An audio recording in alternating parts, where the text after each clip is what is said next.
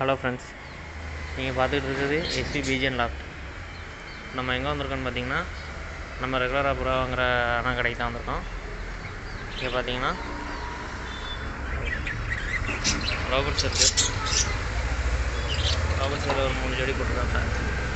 மற்றெல்லாம் கூட்டுக்குள்ளே போயிட்டாங்க. இதெல்லாம் ஜோடி 300 ரூபா வரும்.